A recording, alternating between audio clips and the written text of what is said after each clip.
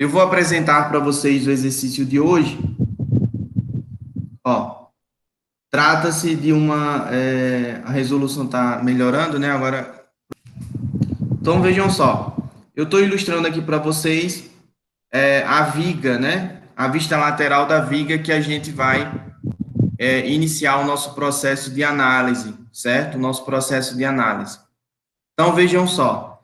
Ela é composta de dois tramos, tá? Dois tramos.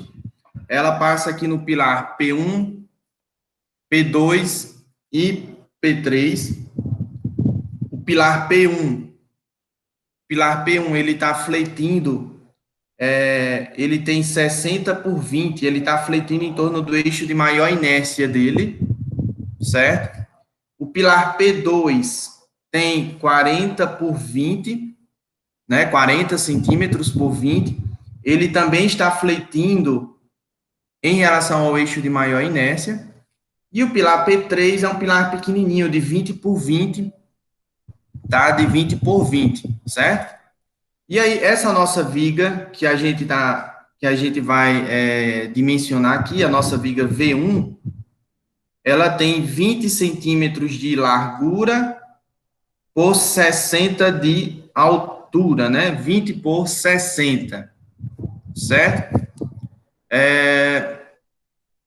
Vejam que esse primeiro tramo da nossa viga tem 7,5 metros de comprimento e o segundo tramo tem 5,70 metros, tá? 5,70 metros. Então, 7,5 metros é um vão relativamente elevado, né, para estruturas de concreto armado. Mas como eu coloquei aqui uma viga com 20 por 60, e isso aqui é uma viga contínua, então, de repente, né, em uma situação real, eu conseguiria, né, atender as verificações de estado limite último e de estado limite de serviço para essa viga com essas dimensões. Obviamente que a gente teria que verificar, né? Mas a nossa preocupação aqui com esse exercício é apenas o detalhamento das armaduras longitudinais. Aí na questão, é um dado da questão, tá? É um dado da questão, foram apresentadas as ações na nossa viga, certo? As ações na nossa viga. Se não me falha a memória, essas ações que estão aqui apresentadas são ações com seus valores de cálculo, tá? Ações com valores de cálculo. Exatamente, tá aqui ó, na primeira figura do exercício, eu digo aqui, ó, que as ações estão com seus valores de cálculo, né? Valores de cálculo. Então, eu tenho aqui uma carga concentrada na nossa viga, no primeiro tramo, tem uma carga concentrada no segundo tramo, uma carga distribuída uniformemente no primeiro tramo, e no segundo tramo, nós temos aqui uma carga distribuída no primeiro trecho de 56 kN por metro, e no segundo trecho de 28 kN por metro, tá? Vou voltar para a figura da vista lateral da nossa viga, para que vocês possam entender de onde vem essa carga concentrada nessa nossa viga. Eu tenho aqui, ó, nessa nossa viga V1, nesse ponto aqui, ó, nesse pontinho, nós temos uma viga transversal, tá? Uma viga transversal que se apoia na viga V1, certo? E aí, portanto, essa viga transversal, ela descarrega uma carga concentrada de cálculo, né, de 112 quilonewtons. 112 quilonewtons. E essa outra viga aqui, ó, no segundo tramo, ela descarrega uma reação de cálculo de 140 quilonewtons, como está aí apresentado. Alguma dúvida até aí com relação à nossa viga em si, a geometria dela, as ações de cálculo? Alguma curiosidade que vocês tenham? Além disso, gente, nas extremidades da nossa viga, como vocês viram nas videoaulas sobre análise estrutural de vigas, né, que introduz o assunto da segunda unidade, Nessas extremidades, nós temos que considerar os momentos provenientes da interação, né, entre a viga e os pilares, né? Precisamente aqui o pilar P1, certo? O pilar P1 e o pilar P3, tá? O pilar P3. Eu fiz previamente, tá? Previamente, o objetivo aqui desse exercício não é esse, mas eu fiz previamente o cálculo do momento de engastamento perfeito dessa nossa viga V1 e utilizei aqueles coeficientes, né, de rigidez para o tramo superior do pilar, para o tramo inferior e para o tramo da nossa viga. E aí determinei que o meu momento de engastamento parcial na extremidade da nossa viga, né, levando em consideração a rigidez e a flexão do meu pilar aqui, ó, é de 168 quilonewtons metro, certo? 168 quilonewtons metro. E aí, essa é a nossa viga, nesse eixo aqui do meu pilar, né, no eixo do meu pilar, eu tenho aqui um apoio do segundo gênero, que permite o giro da minha viga, né, o giro dessa extremidade aqui. Só que, ao mesmo tempo, eu aplico uma carga concentrada proveniente do engastamento parcial desse meu pilar com a minha viga. Já nessa outra extremidade aqui, ó, nessa outra extremidade, onde a gente tem o pilar P3, eu não apliquei nenhum momento, tá? Não apliquei nenhum momento. Por quê?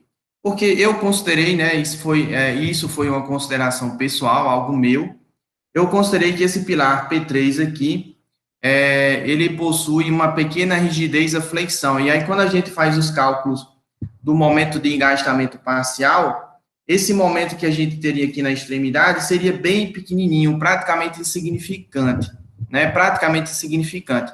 Então, a princípio, eu desconsiderei, né? Desconsiderei o momento de engastamento parcial na extremidade direita da minha viga, certo? Agora vamos para um modelo estático que está aqui apresentado, certo? Vejam que essa viga aqui, ó, esse modelo estático que eu estou apresentando para vocês, os apoios, né? Os apoios que representam os eixos dos pilares, né? Os apoios representam os eixos dos pilares. Eles vão ter aqui uma distância, ó, que vai metade do meu pilar, 30 centímetros, né?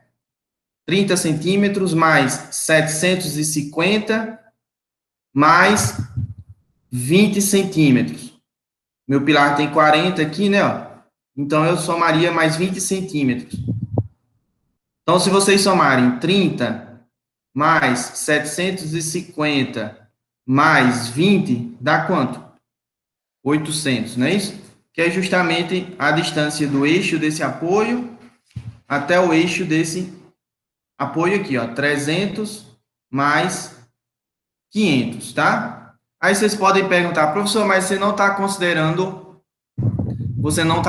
aquela prescrição da aula da semana passada, em que o eixo teórico da nossa viga seria o comprimento L0 mais o menor valor entre metade da espessura do pilar e 0,3 da altura da viga, correto? A princípio, eu não estou fazendo isso. Por quê? Porque se eu tivesse que fazer isso nessa análise aqui, ó, por exemplo, para essa viga, né? Por exemplo, para essa viga aqui, ó, para a minha viga V1, 0,3 de H daria 20 centímetros, né? Ó. E T sobre 2, para esse apoio aqui, daria 30 centímetros, correto? 30 centímetros. Aí eu vou dar um zoom aqui, ó. Vou dar um zoom. Vejam só. Da face da minha viga até chegar no eixo do pilar, né? Até chegar no eixo do pilar, eu tenho 30 centímetros, né? Ó, 30 centímetros. Se eu fosse considerar aqui o modelo o modelo lá da análise estrutural que eu apresentei na semana passada, eu teria que considerar que o vão teórico da minha viga seria o L0 mais o menor valor desses dois carinhas aqui, ó. Portanto, seria 0,3 de H, ou seja, 20 centímetros. Então, significa que a partir da face do meu pilar, o eixo teórico da minha viga terminaria em 20 centímetros. 20 centímetros, né? Ó, 20 centímetros, ou seja, faltaria 10 centímetros para a minha viga, faltaria aqui 10 centímetros para a minha viga chegar, né, até o eixo do pilar, né? E aí, esse carinha que eu desenhei em azul aqui, ó, conectando a extremidade da minha viga até o eixo do pilar, é o que a gente chama de offset rígido, né? Offset rígido é um elemento de barra que conecta a extremidade da viga até o eixo do pilar e que tem ali uma elevada rigidez à flexão, tá? Uma elevada rigidez à flexão. Você pode perguntar, professor, o que seria um elemento de elevada rigidez à flexão? Do ponto de vista prático, né? Seria, por exemplo, você pegar a inércia da sua viga e multiplicar ela por 20, né? 50, 100, algo em torno disso. Ou seja, seria um elemento apenas com a finalidade de transmitir o momento da viga para o pilar, tá? Ele é um elemento que considera ali que esse meu pilar, nessa região, né, nessa região aqui, o meu pilar tem ali uma elevada, nessa região de ligação, né? A minha seção da viga, ela teria uma rigidez elevada. Então, a gente conecta a extremidade da minha viga até o eixo do pilar por meio desse elemento rígido, né? O meu offset. Alguma dúvida sobre esse offset? Então, vejam só. Se eu fosse levar o pé da letra, né? Se eu fosse levar o pé da letra, a partir, deixa a imagem voltar ao normal, né? Pronto. Se eu fosse levar o pé da letra, pelo que a gente apresentou na aula passada, a partir do eixo do meu pilar, eu teria que criar aqui um elemento de ligação, uma barrinha com 10 centímetros de comprimento, tá? E essa barrinha teria que ter aqui uma rigidez elevada, certo? Seria aqui meu offset rígido. A maioria dos softwares, né, de análise estrutural em concreto armado, tá? Como, por exemplo, o TQS, o Eberic, o CIPECAD, quando eles vão fazer análise estrutural das vigas, eles automaticamente criam esses offsets, tá? Eles automaticamente criam isso, ou seja, eles primeiro calculam, o software, né, primeiro calcula quem é o comprimento teórico do vão da sua viga, certo? E aí, o que falta para chegar até o eixo do pilar, ele cria ali um elemento de ligação, que é esse offset rígido, certo? Espero que vocês tenham compreendido o conceito desse offset, tá? Eu acredito que para quem vai para a área de estruturas, é importante que vocês tenham conhecimento disso, né? É importante que vocês tenham conhecimento disso. Eu lembro que a primeira vez que eu tive contato com esse nome, né, offset rígido, foi quando eu paguei a disciplina de análise matricial de estruturas, na graduação, né, análise matricial de estruturas.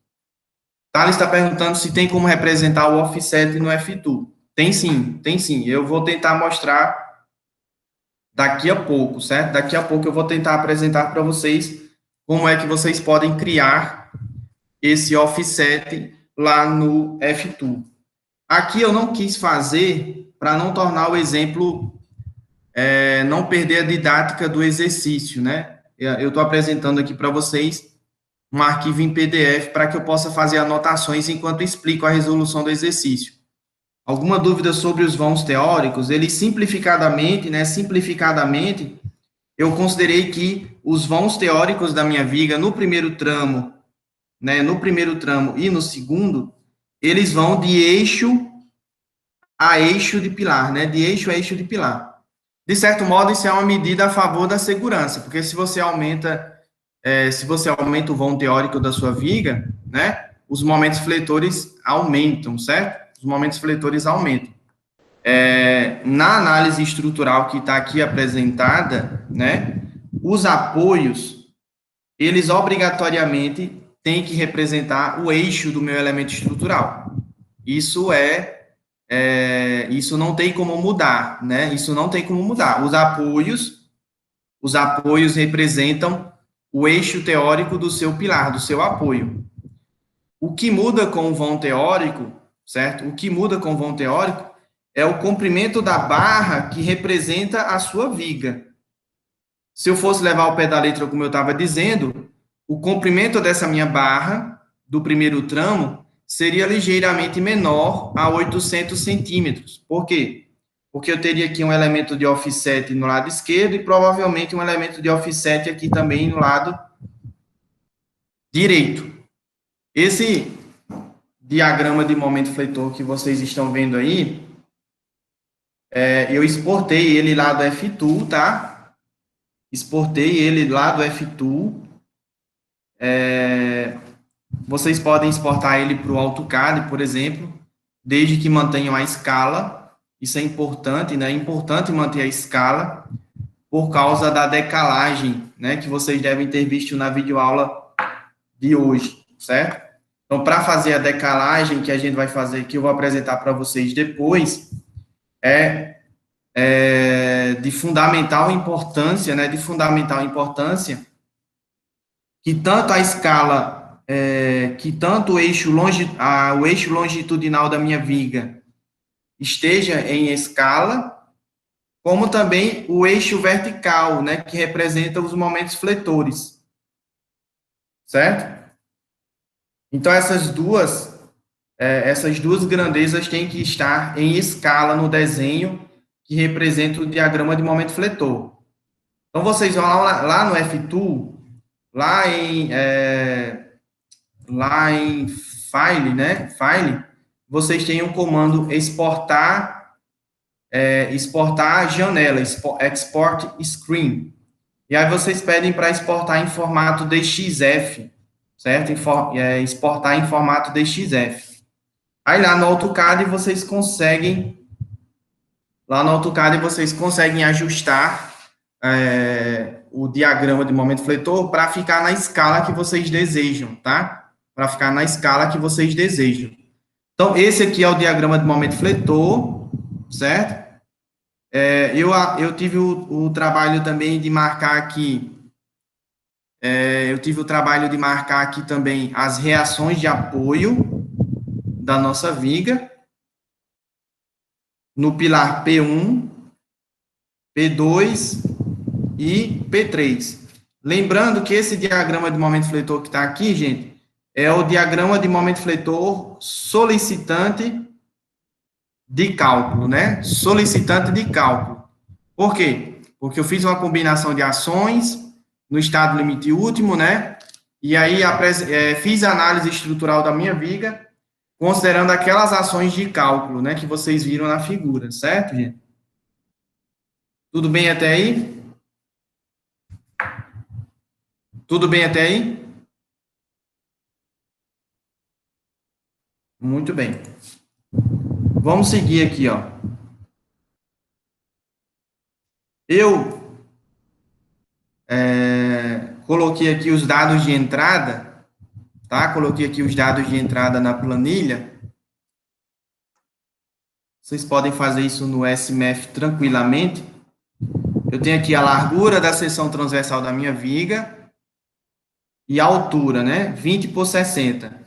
E aí, ao longo do eixo dessa nossa viga, vocês viram que nós temos 4 seções críticas, né? 4 seções em que o momento fletor é máximo. 2 seções têm momento fletor positivo e 2 possuem momento fletor negativo. E aí, da esquerda para a direita, ou seja, partindo do pilar P1 e andando para a direita, no sentido para a direita, eu tenho aqui o momento fletor negativo, o momento fletor negativo que a gente tem no pilar P1, o momento fletor positivo que a gente tem no primeiro tramo, o momento fletor negativo que a gente tem no pilar P2 e o momento fletor positivo que a gente tem no segundo tramo. No segundo tramo. Aí, o meu concreto vai ter aqui um FCK de 35 megapascal.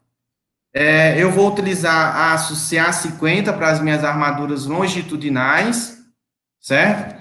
A princípio, né? A princípio, eu estou adotando aqui que as minhas armaduras longitudinais terão um diâmetro de 16 milímetros. Isso é algo que sempre os alunos ficam em dúvida, né? Porque eles ficam fazendo assim, o seguinte questionamento: professor, como é que você sabe que vai usar a barra 16 milímetros, né? Como é que você sabe? A princípio, a gente nunca sabe, né? A princípio, nunca sabe.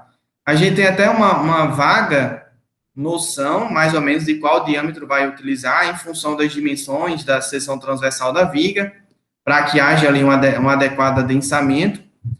E aí, dependendo do vão da viga, né, e das cargas que estão atuando, o engenheiro de estruturas ele já tem uma noção grosseira, mais ou menos, de quais armaduras ele eventualmente vai acabar utilizando. No meu caso, eu não tenho esse feeling todo, tá? Não tenho esse feeling todo. Então, o que é que foi que aconteceu aqui na resolução do exercício? Eu fiz um primeiro teste, supondo aqui que as minhas armaduras eram de 10 milímetros. 10 milímetros. Aí, quando eu fui fazer o detalhamento da viga, percebi que não estava legal, não tava adequado, né? Eu ia ter um mau posicionamento das armaduras na seção transversal, certo? E um número exagerado de barras.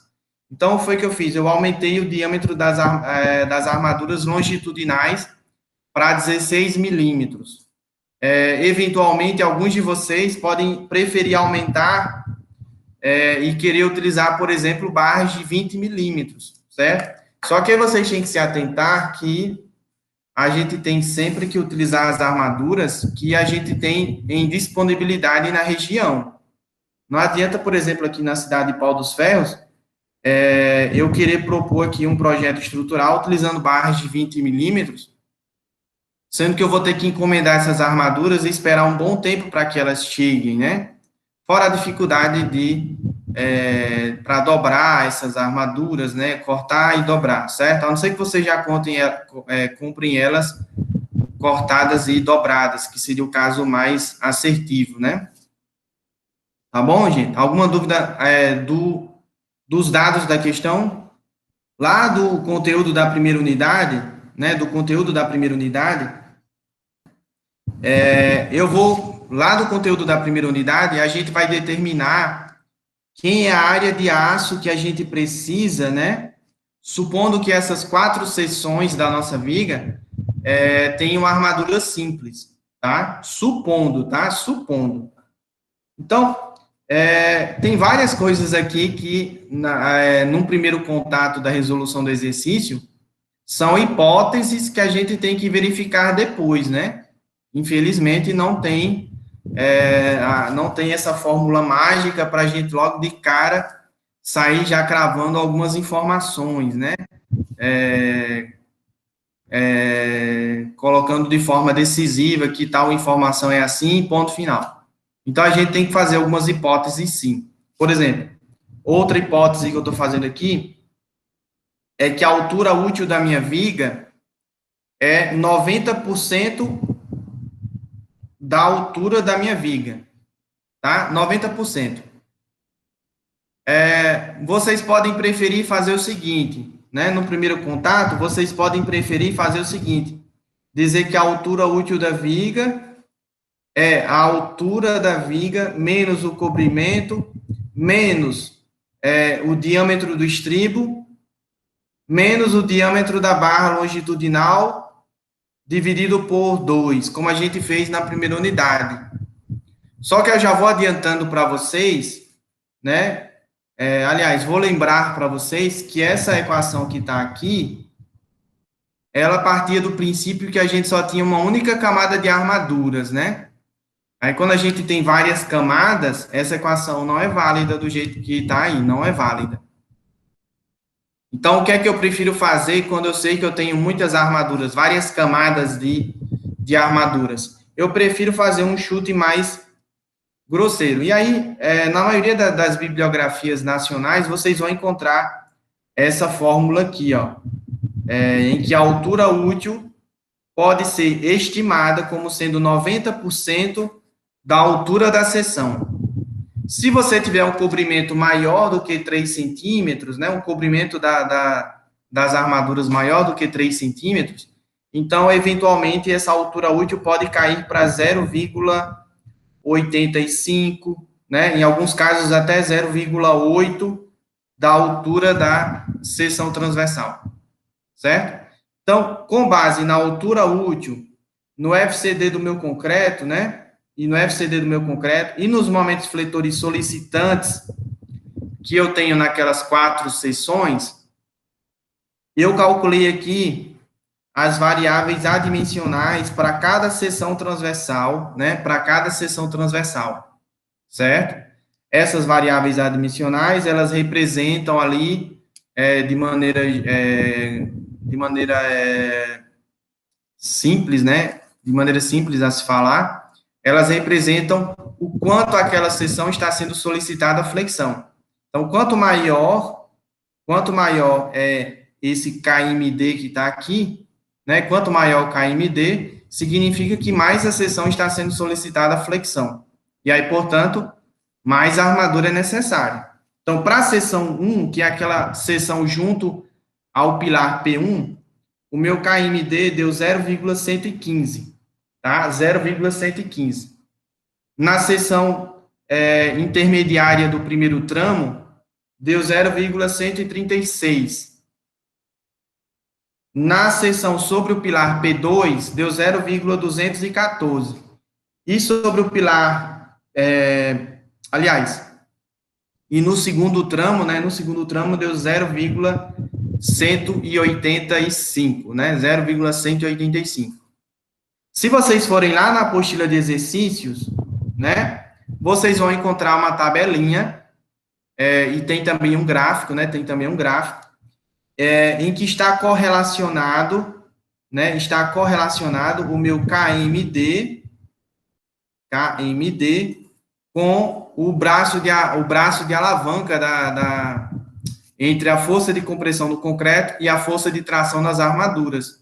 Ou seja, uma vez obtido isso aqui, né, aquelas tabelas que estão lá na apostila de exercícios, elas já vão fornecer para vocês a posição da linha neutra, o braço de alavanca, né, entre as forças, e também o domínio em que a peça está trabalhando, tá? Aquelas tabelinhas eu fiz lá no Excel, certo? Fiz no Excel e disponibilizei na apostila de exercícios. Vocês encontram tabelas com variáveis adimensionais praticamente em todas as bibliografias nacionais, tá? Em todas as bibliografias nacionais. No livro do Schust, ele também tem tabelas com variáveis adimensionais, porque isso facilita, agiliza o cálculo das armaduras simples, tá? Agiliza bastante o cálculo das armaduras simples em seções retangulares, tá bom? Aqui eu apresento as equações para o cálculo da posição da linha neutra, a variável, né? A variável adimensional que representa a posição da linha neutra, certo? Que representa a posição da linha neutra. Então, para a seção 1, o meu KX deu 0,183, depois 0,219, depois 0,37 e depois 0,31. Lembrando que esse KX é aquela variável adimensional que é a linha neutra dividido pela altura útil da minha viga. Tá? A linha neutra dividido pela altura útil. Vocês lembram dos limites desse KX, né? Entre o domínio 2 e o domínio 3? É 0,259, né? Se você estiver pensando ali em concretos do grupo 1, né? Em concreto do grupo 1. 0,259. Ou seja, se o meu KX é menor do que 0,259, e isso acontece aqui e aqui, ó. Isso acontece na seção 1 e 2. Então, na seção 1 e 2, eu tenho uma peça trabalhando no domínio 2. Portanto, carinha feliz, porque significa que nessas duas seções, a minha armadura está sofrendo uma deformação de 10 por mil e o meu concreto ainda não atingiu, né, a deformação última dele, a compressão, né, de encurtamento lá de 3,5 por mil. Vamos para a terceira seção e quarta seção. Nessas duas seções aqui, ó, o meu KX é maior do que 0,259. Maior do que 0,259. Significa, então, que eu estou no domínio 3, né? Domínio 3. E outro detalhe que vocês têm que lembrar é que para que a gente garanta a ductilidade, né? Para que a gente garanta a ductilidade em vigas em que a gente tem concreto do grupo 1, o meu KX obrigatoriamente tem que ser menor do que 0,45, né? 0,45. Então, nesses dois casos, é menor do que 0,45. Tá? Menor do que 0,45. Significa, portanto, que as 4 seções que eu coloquei aqui para a gente, elas têm ali um comportamento dúctil, né? No estado limite último à flexão. Muito bem.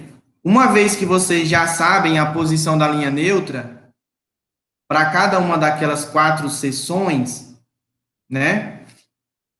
Para cada uma daquelas 4 seções, a gente pode calcular quem é o braço de alavanca para cada uma delas. Aqui eu estou apresentando novamente a variável adimensional, que no caso aqui é o meu KZ. Lembrando que o meu KZ é o Z sobre a altura útil, né? O meu KZ é uma variável adimensional do meu braço de alavanca dividido pela altura útil da minha viga. E aí eu calculei ele aqui para as quatro seções, né? Para as 4 seções. Tá bom? E aí, uma vez que vocês sabem quem é o KZ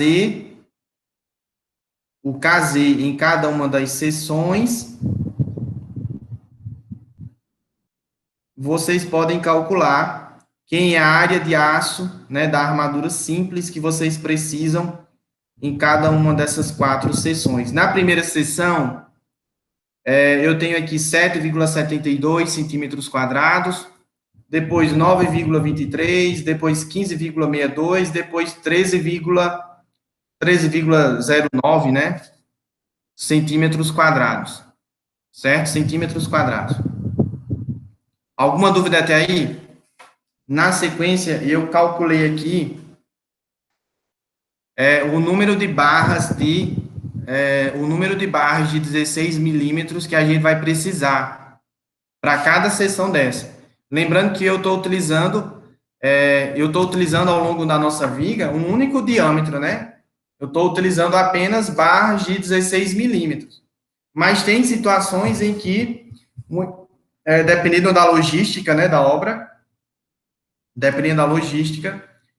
tem situações em que o engenheiro pode, por exemplo, pedir para detalhar uma seção utilizando barras de 16 milímetros e outra seção utilizando barras de 10, de meia polegada e assim por diante, certo? Isso fica a critério do projetista.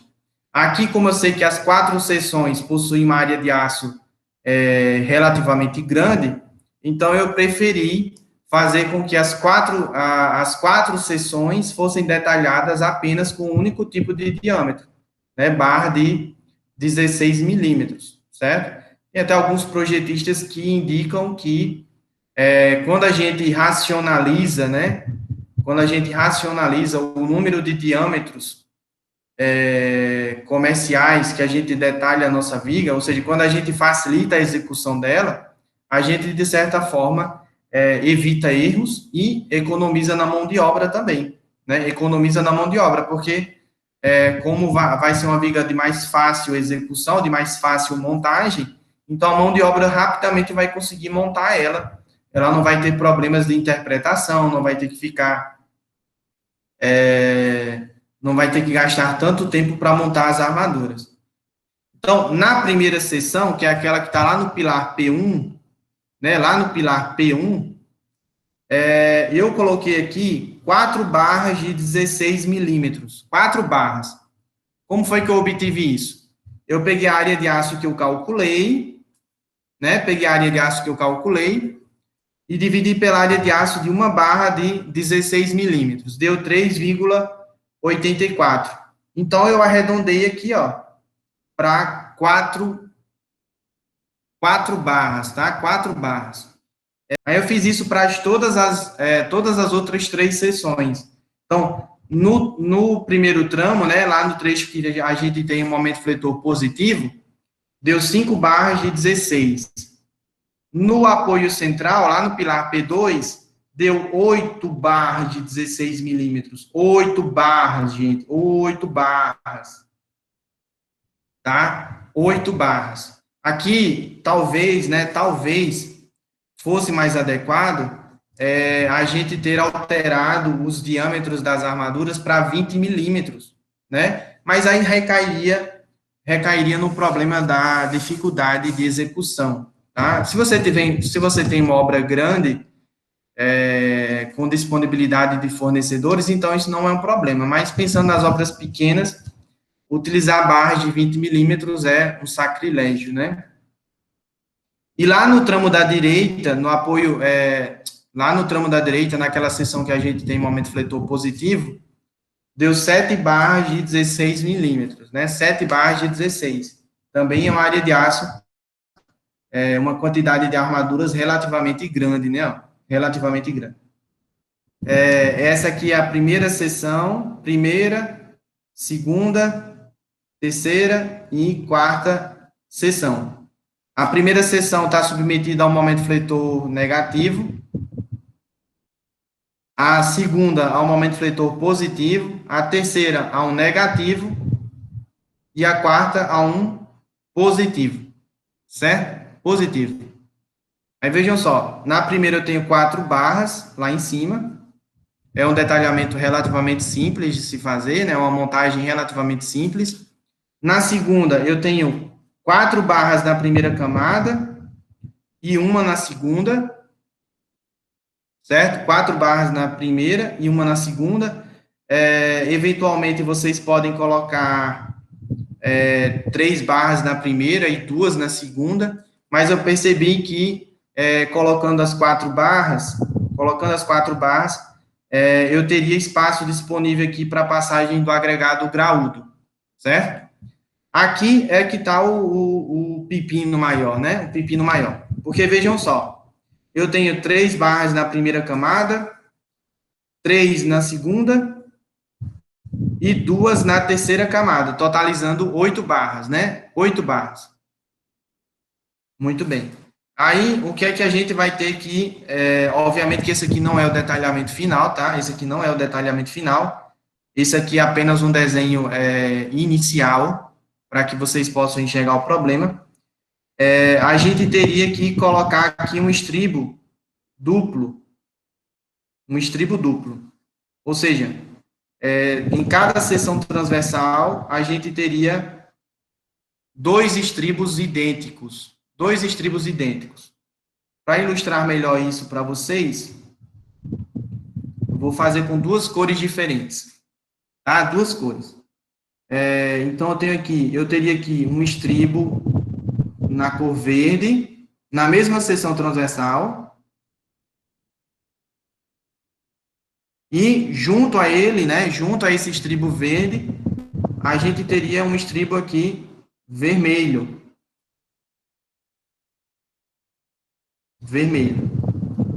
Que foi, por exemplo, o que aconteceu é o que a gente vê quando vocês têm vigas, né, com grandes solicitações à flexão, é bem comum, né? Bem comum os projetistas partirem para esse tipo de solução.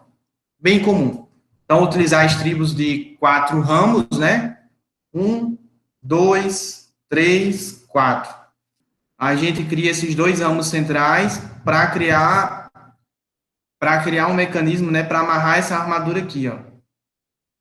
Na quarta seção, gente, eu coloquei 4 barras na primeira camada, 2 na segunda e uma na terceira camada, né? Na terceira camada. Aí eu acho que aqui tem uma ilustração, ó, com a vista lateral da nossa viga. A vista lateral da nossa viga.